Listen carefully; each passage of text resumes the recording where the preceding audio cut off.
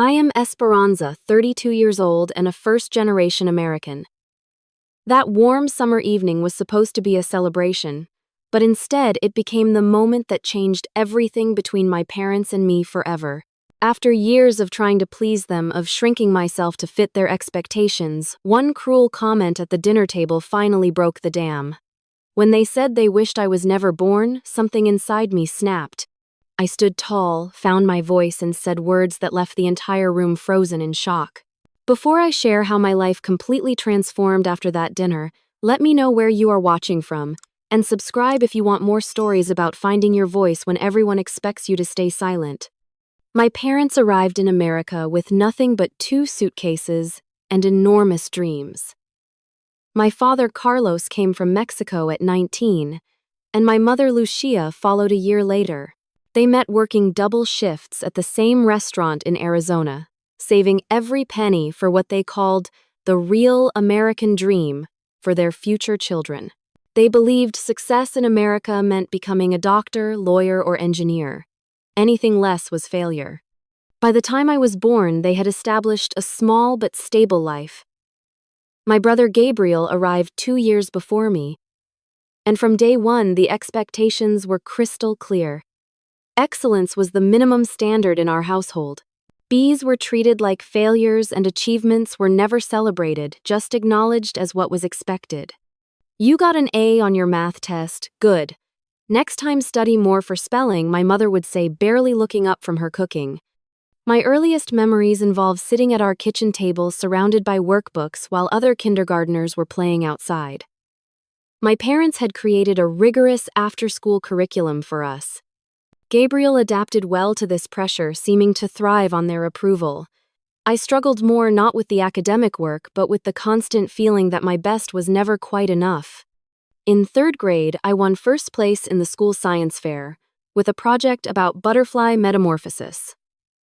My teacher made a big deal about it, even getting it featured in the local newspaper. When I proudly showed the article to my parents, my father glanced at it and said, "Science is good. You should focus more on this instead of always drawing in your notebooks." That was their approach to parenting. Accomplishments were stepping stones to greater expectations, never moments to celebrate in themselves. Every achievement came with an immediate pivot to what needed improvement. Gabriel was the golden child from the beginning. His natural inclination toward mathematics and science aligned perfectly with my parents' vision for success. When he brought home perfect report cards, my parents would nod approvingly. When I brought home the same, they would ask why I had only satisfactory marks in conduct instead of excellent. Gabriel sits still and listens. "Why do your teachers always say you talk too much?" my mother would ask, comparing us directly. By middle school, I had internalized their expectations so deeply that I became my own harshest critic. I stayed up late, studying, joined every academic club, and pushed myself to exhaustion, trying to earn the approval that always seemed just out of reach.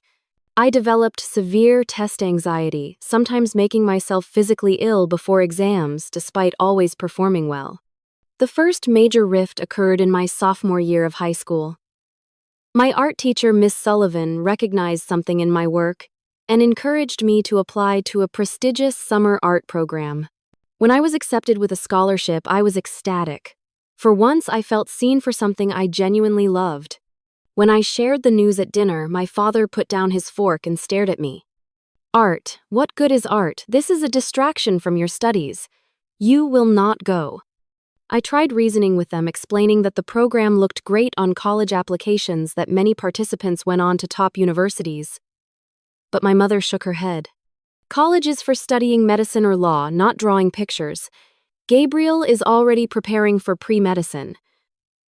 Why must you always be different?" That night, I cried silently in my room, feeling the first real pangs of understanding that my happiness and my parents' approval might be mutually exclusive paths. I went to the summer program anyway, telling them it was a general academic camp. It was the first time I had ever deceived them, and though it filled me with guilt, those 6 weeks became the most formative of my young life. When college applications came around, I applied to top schools for both pre-medicine and design programs. When acceptance letters arrived, including one from Rhode Island School of Design with a substantial scholarship, I faced the hardest decision of my life. My parents had already cleared a space on the wall for my medical school diploma. The disappointment on their faces when I announced my decision to study graphic design was something I will never forget. "We did not come to this country for you to waste your potential," my father said, walking away from the dinner table. For 3 weeks, my mother barely spoke to me. Gabriel, already thriving in his pre-med program, became the sole focus of their attention and pride. When I left for college that fall, my father drove me silently to the airport, offering only a stiff hug and a reminder to at least graduate with honors since you chose this path. Throughout college, I excelled. I made the dean's list every semester, won design competitions, and secured prestigious internships, but each accomplishment was met with the same response from home. "That is nice, but when will you apply to graduate school for something serious?" The years of conditional love and impossible standards left me with crippling anxiety and perfectionism that followed me into adulthood. Every project, every deadline, every relationship was approached with the same fear: if I was not perfect, I was nothing. Being enough just as I was seemed an impossible concept. After graduating summa cum laude from design school, I declined a safe job offer in Arizona, near my parents, in favor of a risky but exciting entry-level position at a boutique design agency in New York. My parents' reaction was predictable disappointment, but I was determined to build my life on my own terms. Those first years in New York were a mix of exhilarating freedom and punishing work schedules. My tiny apartment in Brooklyn could barely fit a bed and desk, but it was mine. I worked 60-hour weeks, taking on freelance projects on weekends to make rent and build my portfolio. Each time I called home, the conversation inevitably turned to when I would get serious about my future. "Your cousin Anna just started medical residency," my mother would mention casually, "and she already bought a house." I did not tell them about the ramen dinners or the nights I cried from exhaustion. I also did not tell them about the small victories, the clients who loved my work, or the growing confidence I felt in my abilities. They would not have understood. Everything changed when I met Jennifer, the creative director at a mid-size agency who took me under her wing after seeing my portfolio at a design conference. She was 50, accomplished, and completely unapologetic about her career choices. The first time she praised my work without adding a critique, I nearly cried. "You have a unique perspective, Esperanza," she told me, over coffee. "Stop trying to make your work perfect and start making it authentic." Jennifer became the mentor and support system I had never had. She pushed me creatively, celebrated my wins without condition, and most importantly, showed me what healthy encouragement looked like. She introduced me to her network, recommended me for projects beyond my experience level, and stood by me when I inevitably made mistakes. "Failure is data," she would say. "Collect it and move forward." It was at one of Jennifer's dinner parties that I met David, a writer for a major publication who saw the world in words, the way I saw it in images. Our connection was immediate and deep. For the first time, I experienced what it felt like to be fully seen and accepted. David listened to stories about my childhood with growing concern. "Esperanza, that is not high expectations," he said gently, after I shared a particularly painful memory. "That is emotional abuse." I dismissed his concern, at first defending my parents as strict but well-intentioned. But as our relationship deepened over the next 2 years, I began to see my family dynamics through his eyes, and through therapy sessions, I finally gathered the courage to attend. When David and I decided to move in together, my parents' reaction was severe. They saw it as not just a rejection of their values, but a personal failing as parents. My mother cried over the phone about the shame I was bringing to the family by living in sin. My father sent a long email detailing every sacrifice they had made for me and how I was repaying them with disrespect. Despite this tension, my career began to flourish. At 27, I won a major industry award for a campaign I designed for a nonprofit organization. It was featured in several design publications, and I was invited to speak at conferences. When the news broke, Jennifer threw a surprise celebration party. David wrote me a beautiful card saying how proud he was. My parents, when I called to share the news, responded with, "That is nice, but it is just drawing pictures." Gabriel just published his first medical research paper. That evening, something broke between David and me. He could not understand why I still sought approval from people who seemed incapable of giving it. We had our first serious fight with him pushing me to establish firmer boundaries with my parents. "Why do you keep going back for more hurt?" he asked, frustrated by my tears. "At some point, you have to protect yourself." The strain on our relationship grew over the next few months. My anxiety worsened as I felt caught between the loving, supportive relationship I was building and the parental approval I still desperately craved. Eventually, David and I agreed to take a break that turned into a permanent separation. Another dream sacrificed on the altar of my family's expectations. The breakup pushed me into a deep depression. I finally committed to weekly therapy sessions where I began unpacking the patterns of emotional abuse that had shaped my life. My therapist, Dr. Richardson, helped me recognize that my parents' love had always been conditional based on achievement rather than simply existing as their child. The child should not have to earn the parents' love, she told me during one particularly difficult session. That is a fundamental reversal of how parent-child relationships should work. Over the next 2 years, I worked intensively on setting boundaries with my parents. I limited calls to once a week, then once every 2 weeks. I stopped sharing details about my career that they could criticize. I practiced not arguing when they made dismissive comments, simply acknowledging their opinion and moving on. I learned phrases like, "I will consider that," and "that is one way to look at it," to replace my defensive justifications. The distance helped me grow stronger, but the core wound remained unhealed.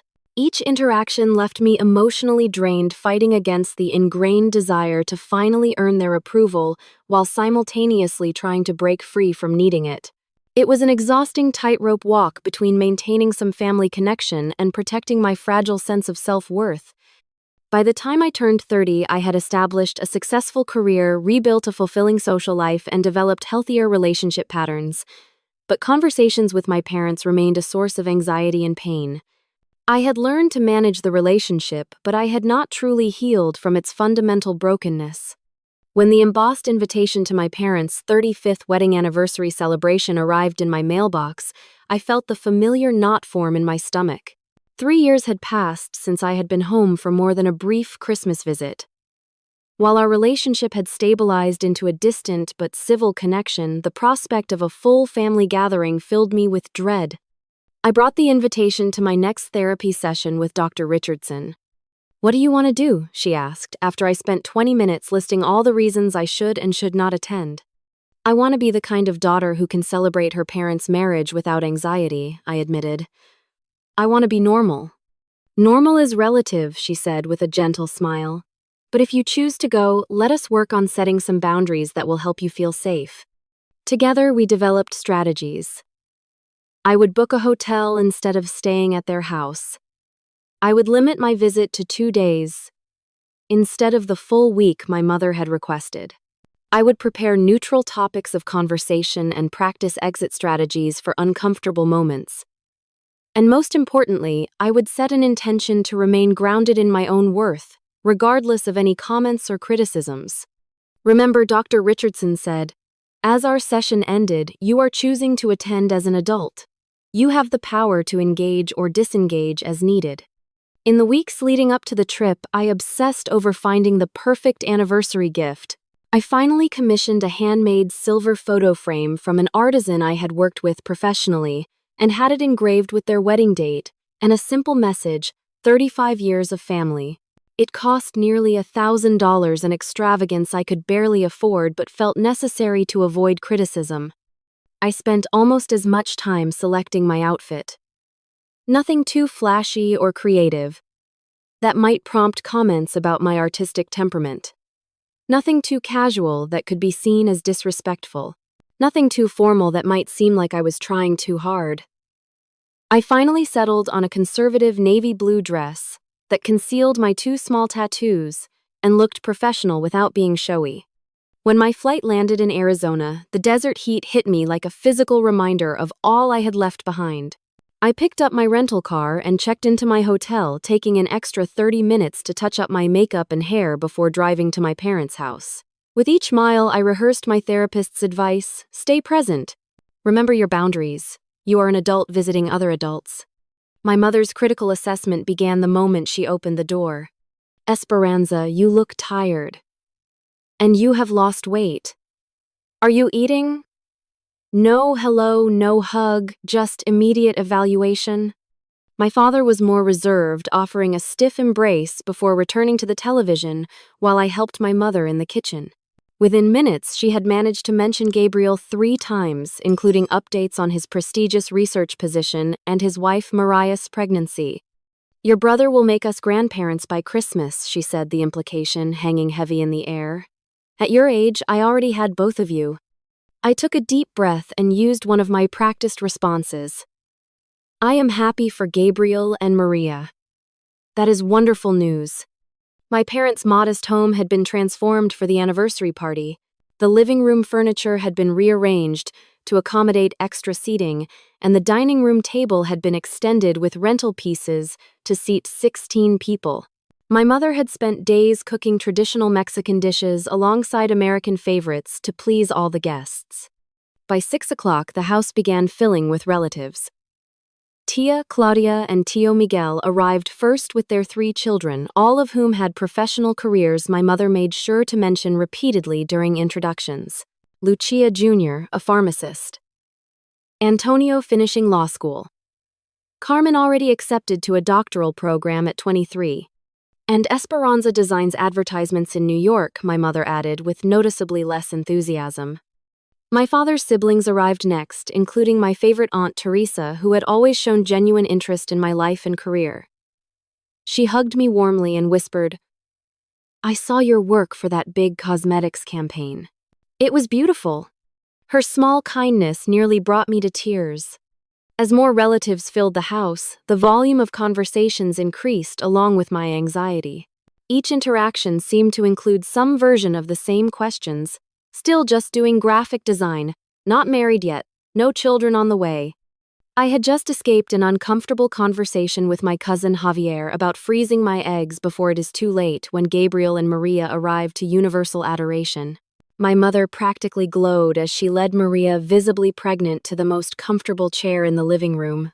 Gabriel, handsome in his tailored suit, worked the room with the easy confidence of someone who had never questioned his place in the family hierarchy. To my surprise, when he reached me, his hug was genuine and warm. I have missed you, little sister, he said, holding me at arm's length. New York must agree with you. You look great. For a moment, I glimpsed the brother I had been close to as a child before parental expectations had carved separate paths for us. But the moment was brief, interrupted by my mother, calling everyone to take their seats for dinner. The seating arrangement was telling. My parents at either end of the long table. Gabriel and Maria in places of honor near my father.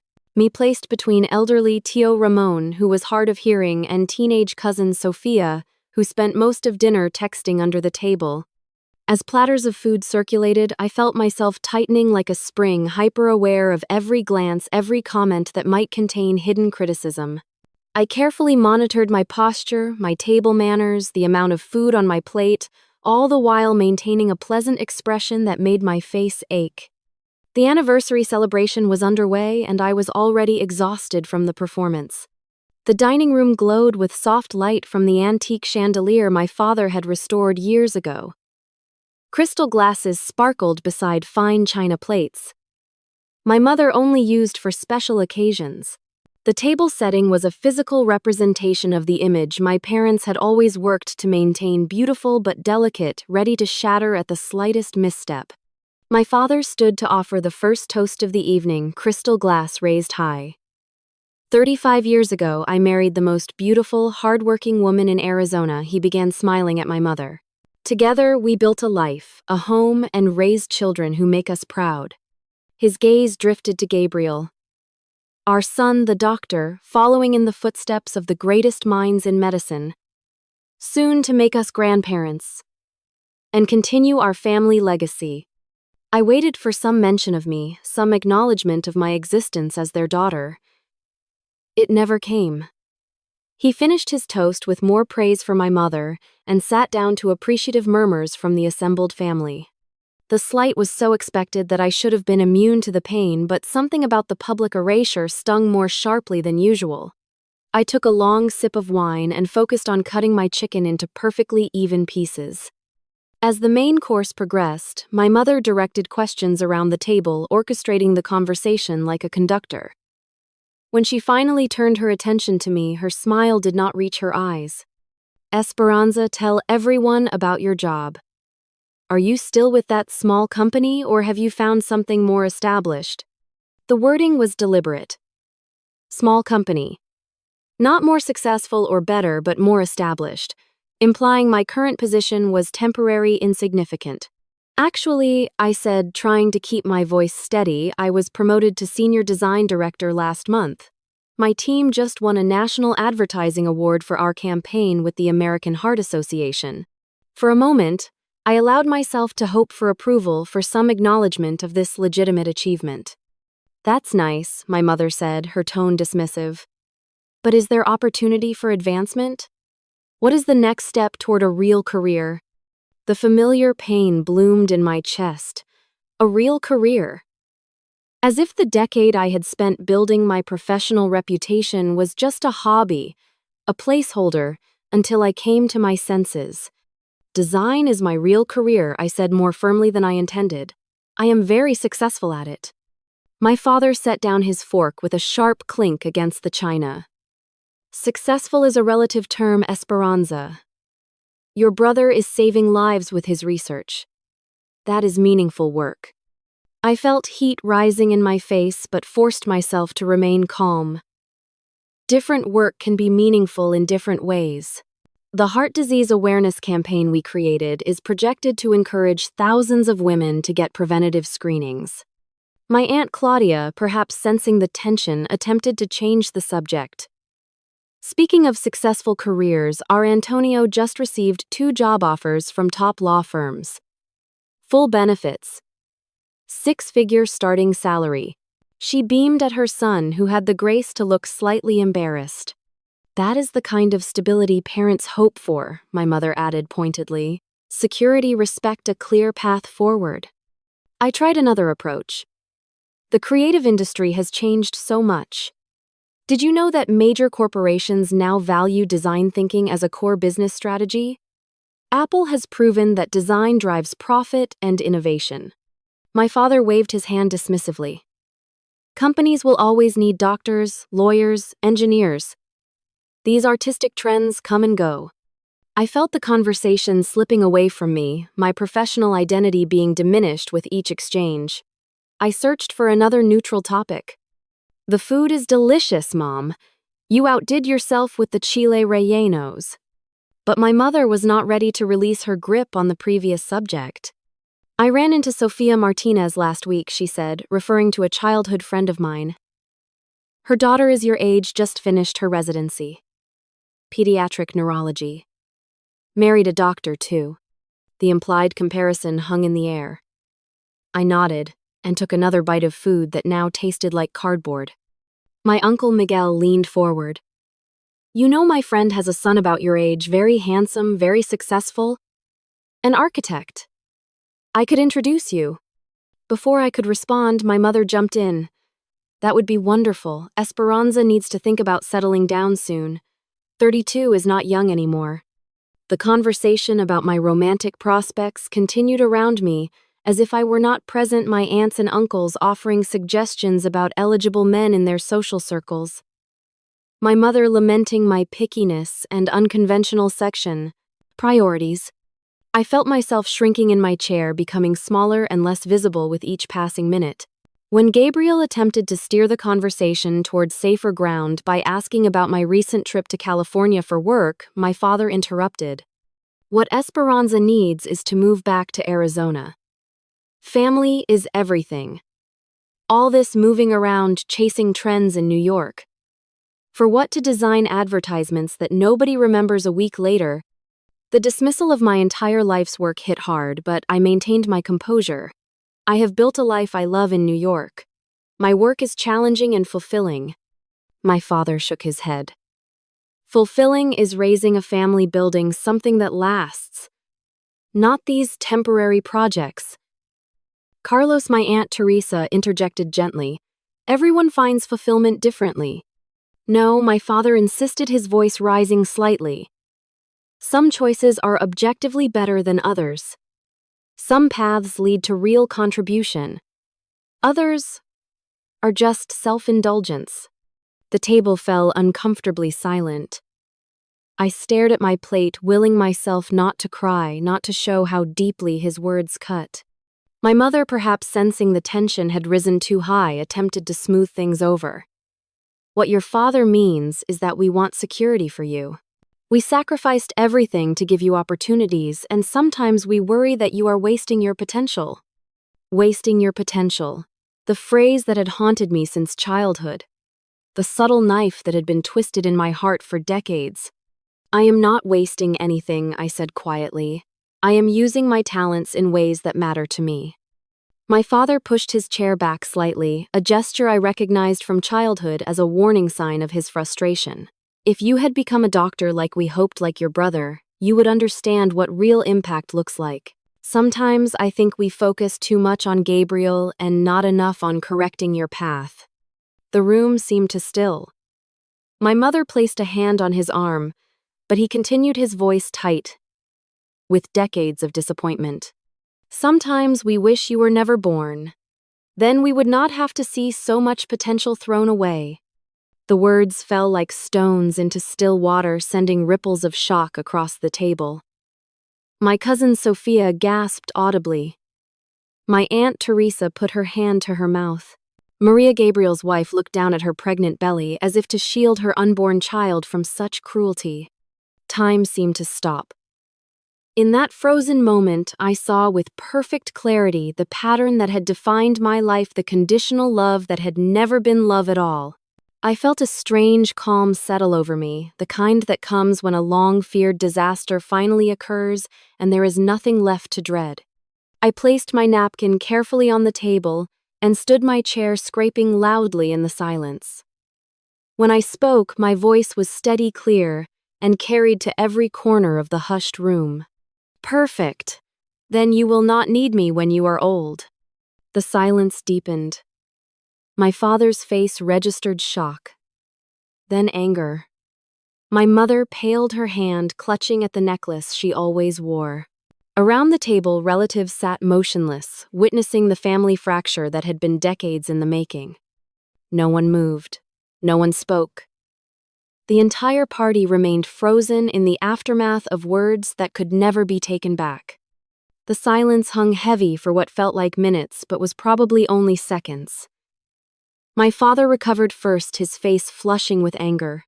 How dare you speak to us this way after everything we have done for you?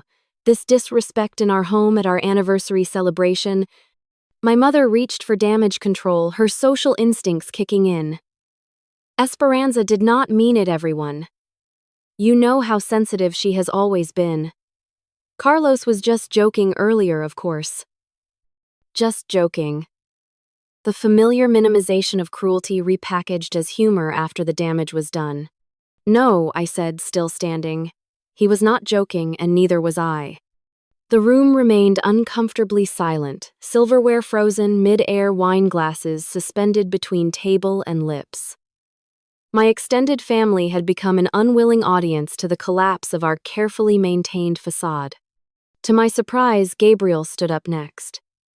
Dad, what you said was completely out of line. You cannot tell your own daughter you wish she was never born, and expect her to just take it. My mother gasped at this unexpected betrayal from her golden child. Gabriel, please. This is not the time or place. When is the time, Mom? Gabriel challenged. You and Dad have been dismissing Esperanza for years. I have watched it happen and said nothing. That ends tonight. My Aunt Teresa stood next, her voice gentle but firm.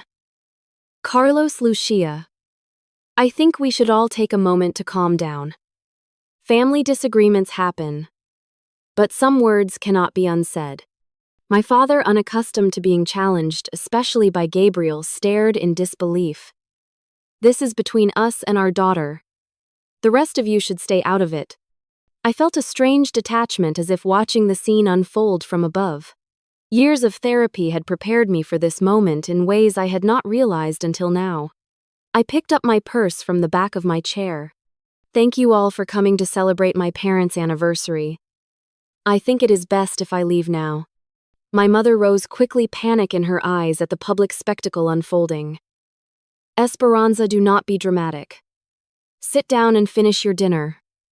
We can discuss this later. There is nothing to discuss, I said calmly. Dad finally said out loud what I have felt my entire life. At least now we have honesty between us. I walked around the table past the frozen faces of relatives who had witnessed my parents' true feelings laid bare. No one tried to stop me. At the dining room doorway, I turned back briefly, making eye contact with Gabriel, who gave me a small nod of support. Outside, the desert night air hit my face, cool and clarifying. I walked to my rental car with steady steps, my hands surprisingly calm as I unlocked the door. It was only after I had driven 2 blocks that the first tears came blurring the road ahead. I pulled into an empty church parking lot, turned off the engine, and finally allowed the full force of emotion to wash over me. 32 years of trying to earn love that should have been freely given. 32 years of measuring myself against impossible standards. 32 years of never being enough. But beneath the pain was something unexpected: relief. The pretense was over. The worst thing I had feared my entire life had finally happened, and I had survived it. More than survived, I had stood my ground. As I sat in the darkened car, my phone began buzzing with text messages. The first was from my cousin Antonio. What your dad said was horrible. You did not deserve that. Then my Aunt Teresa: I am so sorry, Carita. Call me if you need to talk. 3 missed calls from my mother, but no voicemail.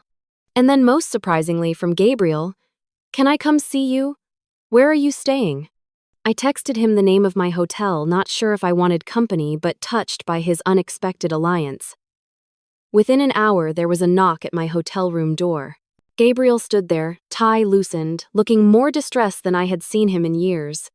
I should have said something years ago, were his first words as he entered the room. I watched them chip away at you, bit by bit, and I said nothing, because it was easier for me when their focus was on what you were doing wrong. We talked until past midnight, unraveling the complex dynamics that had shaped our relationship. Gabriel confessed that his perfect compliance had been its own prison, that he had pursued medicine partly out of genuine interest, but mostly out of fear of disappointing our parents. The difference between us, he said, is that you had the courage to follow your own path despite the cost. I never did. As the night grew late, he asked the question I had been asking myself since walking out of the dinner party. What happens now? I do not know, I answered honestly, but for the first time it feels like my decision to make. When Gabriel left, promising to check in the next day, I felt the strange mixture of grief and liberation more strongly than ever. Something had broken beyond repair at that dinner table, but something else, something vital within me, had finally been set free. That night alone in the quiet hotel room, I slept more peacefully than I had in years. The first week after returning to New York passed in a blur of emotional processing. I called in sick to work for 2 days, something I had never done before, allowing myself time to sit with the enormity of what had happened. My phone showed a dozen missed calls from my mother, but not one from my father. I could not bring myself to listen to her voicemails yet. Jennifer noticed my distraction when I returned to work and invited me for an after-hours talk in her office. I found myself telling her everything, the words pouring out in a torrent I could not control. Instead of the awkward sympathy I expected, she shared her own story of family estrangement. Family is not always who you are born to, she told me, pouring us both a small glass of whiskey from her desk drawer. Sometimes family is who you choose, who sees your worth without requiring you to prove it constantly. Her words stayed with me as I navigated the strange new terrain of being honest about my family dynamics. For years, I had maintained the fiction of a supportive, albeit strict family. Now I began speaking my truth first with my closest friends, then my therapist, gradually widening the circle of people who knew the real story. You are allowed to limit contact with people who hurt you, even if they are your parents, Dr. Richardson reminded me during an intense therapy session. That is not selfish or ungrateful. It is self-preservation. By the third week, I still had not directly spoken to either of my parents, though I had finally listened to my mother's voicemails. They followed a predictable pattern: initial demands that I apologize for making a scene, followed by attempts to minimize what had happened, concluding with guilt about how much my behavior had ruined their special day. Not once did she acknowledge or apologize for my father's cruel words. Gabriel called regularly, becoming an unexpected source of support. He reported that our parents were telling relatives I had overreacted to a small joke, painting themselves as the victims of my sensitivity. They truly do not see it, he said, sounding bewildered. They honestly believe they have done nothing wrong. At 1 month post-dinner, I made a decision that surprised even me. I deleted my parents' contact information from my phone. Not blocking them, simply removing the stored numbers so I would not feel the compulsion to call during moments of weakness. It was a small act of liberation that felt enormously significant. Professionally, something unexpected began happening. Without the constant background anxiety of seeking parental approval, I found myself taking more creative risks, speaking up more confidently in meetings, and pursuing projects I found meaningful rather than those that would sound impressive when described to critical ears. Jennifer noticed the change immediately. Whatever personal battle you are fighting, it is making you a stronger designer. Your work has always been technically excellent, but now it has heart. I began building what Jennifer had called a chosen family, deepening connections with friends who valued me for exactly who I was. Sunday dinners at my apartment became a tradition, filling my home with laughter and genuine affection.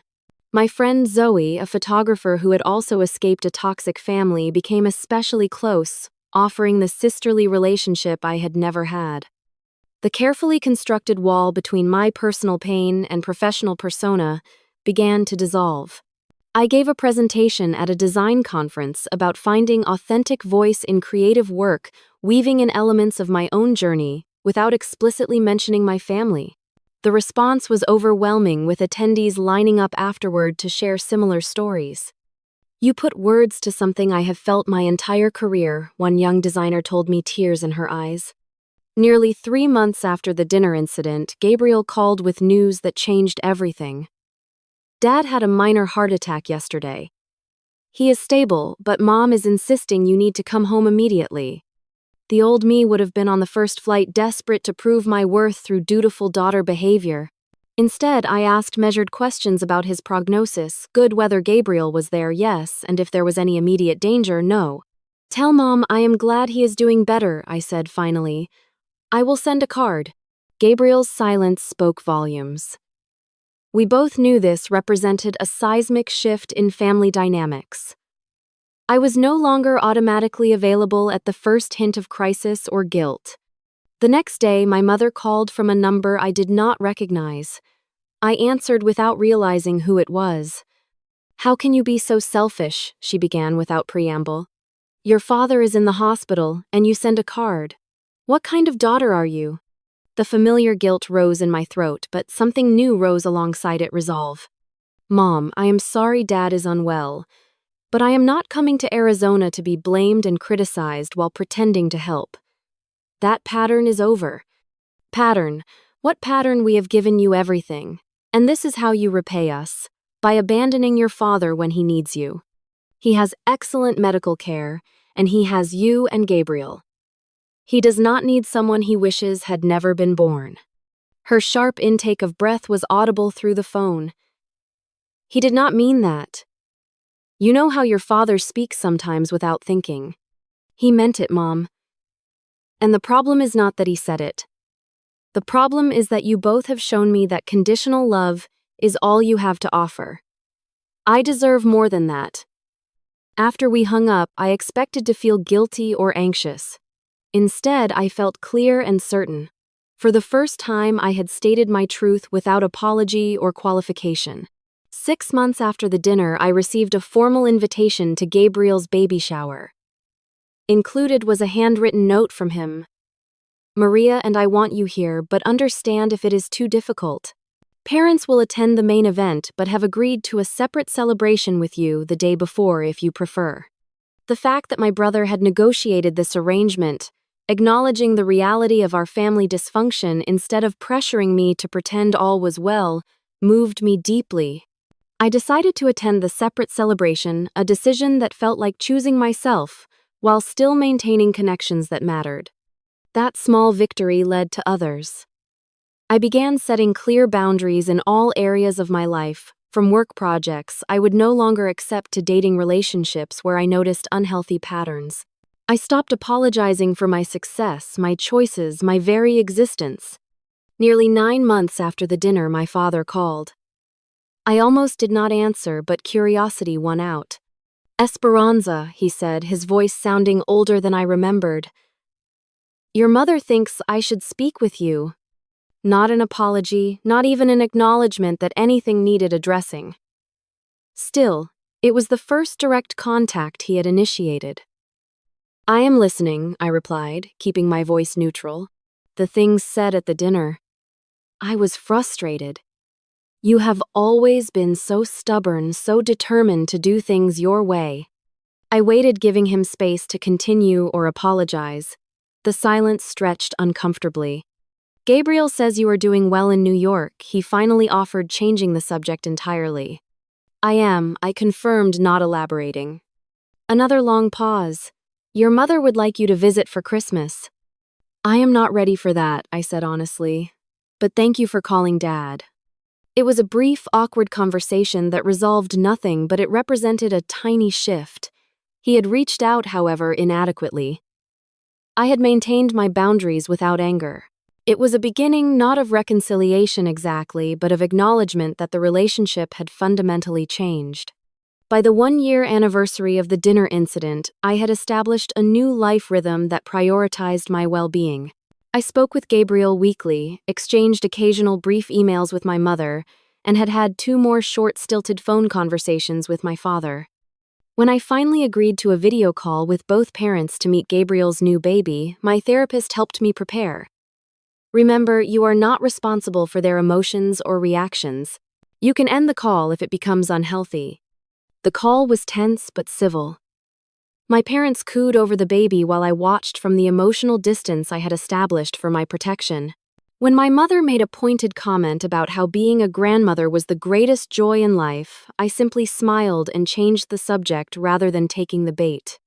It was during this period that I received the most unexpected validation of my professional life, a nomination for Designer of the Year from a prestigious industry organization. The award ceremony would be held in Los Angeles, and nominees were encouraged to bring family members to the gala dinner. After much consideration, I invited Jennifer, Zoe, and 2 other close friends who had supported me through the past year. My chosen family. I did not invite my parents, a decision that felt not like revenge, but like self-care. The night I won the award, standing on stage, looking out at the tables filled with industry colleagues, and my chosen family cheering loudly from the front row, I felt a completion of some crucial circle. The validation I had spent decades seeking from my parents had come instead from my own dedication and the community I had built around me. I no longer needed my parents to see my worth to believe in it myself. 1 year and 3 months after the family dinner that changed everything, I found myself sitting across from my parents at a neutral location, a quiet restaurant halfway between the airport and their home. I had finally agreed to a brief visit with conditions carefully established in advance. No criticism of my career, no comments about my personal life choices, and, most importantly, an acknowledgement of the hurt caused at the anniversary dinner. My father, looking notably older than when I had last seen him in person, cleared his throat awkwardly as our appetizers arrived. "Your mother and I have been talking. With help from Gabriel and our priest." He paused, clearly struggling with the unfamiliar territory of apologizing. "What I said at the dinner was wrong. I should never have said, "We wished you were never born." It was not a complete apology, more a retraction of a specific statement than an acknowledgement of the lifetime of conditional love that had preceded it. Still, it was more than I had expected. "Thank you for saying that," I replied simply. My mother reached across the table, stopping just short of touching my hand when she saw me tense. "We do not understand your choices sometimes, Esperanza. But you are our daughter. Of course we want you in this world." The conversation that followed was strained but represented a shift. They asked questions about my work and actually listened to the answers. I shared condensed versions of my professional accomplishments without seeking their approval or validation.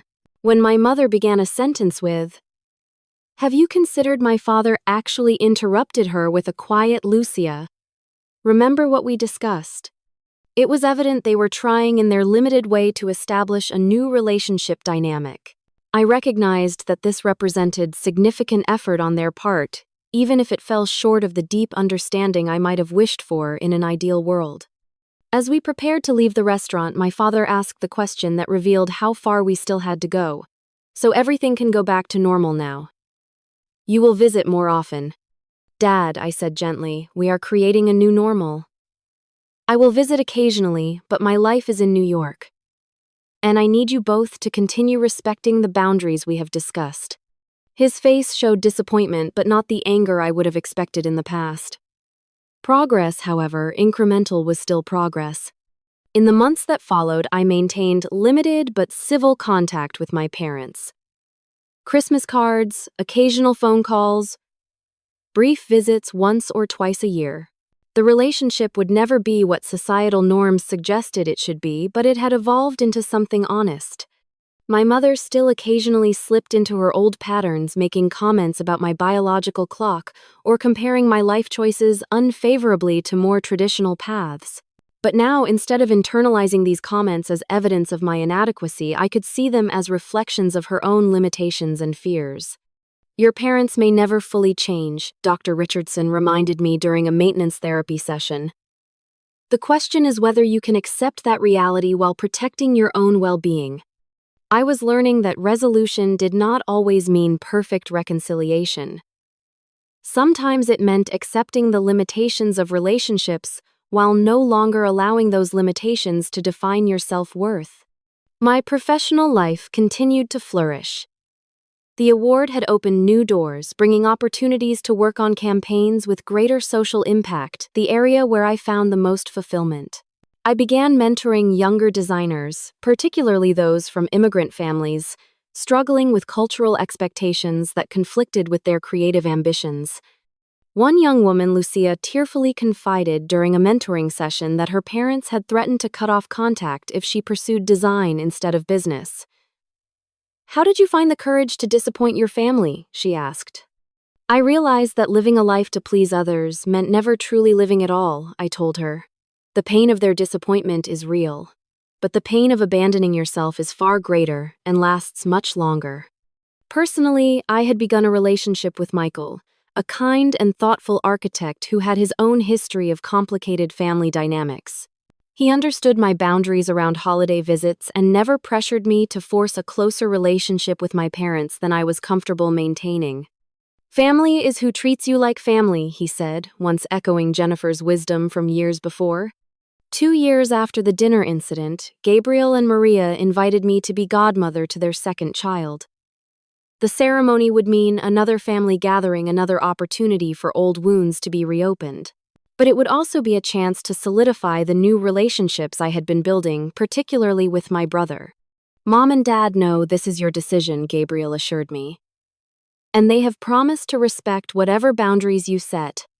I agreed to attend, setting clear expectations about my participation. The baptism itself was surprisingly peaceful. My parents, perhaps aware they were being observed by extended family who remembered the anniversary dinner debacle, maintained polite, even warm interactions. My mother actually complimented the dress I wore without adding any qualifiers or suggestions for improvement. At the reception, my father approached me while I was alone, looking uncharacteristically uncertain. Your brother tells me your company won some major accounts recently. Yes, I confirmed, bracing for the inevitable criticism or comparison. Instead, he nodded thoughtfully. He showed me your work on his computer. The campaign for the children's hospital. It was very good. Very professional. Coming from my father, this simple acknowledgement without qualification was equivalent to effusive praise from anyone else. Thank you, Dad, I said, genuinely touched by the effort this represented for him. We stood in awkward silence for a moment before he spoke again. I may not understand your world, Esperanza, but I can see you have built something significant. It was not a declaration of unconditional love or a complete reversal of decades of criticism, but it was a recognition, however, small, of my value on my own terms, rather than his. In that moment, I realized I no longer needed more than this from him. I had found my worth elsewhere, in the life I had created, the work I produced, the relationships I had cultivated. 3 years after standing up at that dinner table, I had built a life rich with meaning and connection. The wound of that night had scarred over, no longer raw and painful, just a reminder of how far I had come. I had learned that sometimes the bravest thing you can do is to stop trying to earn love that should be freely given and instead build a life filled with people who love you for exactly who you are.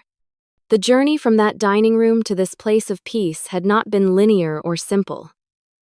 There had been setbacks, moments of doubt, days when the old patterns of seeking approval threatened to reassert themselves. But with each small victory, each boundary maintained, each authentic choice made, I had moved further away from the person who had spent decades shrinking herself to fit into someone else's expectations. Family, I had learned, is not defined by DNA or obligation.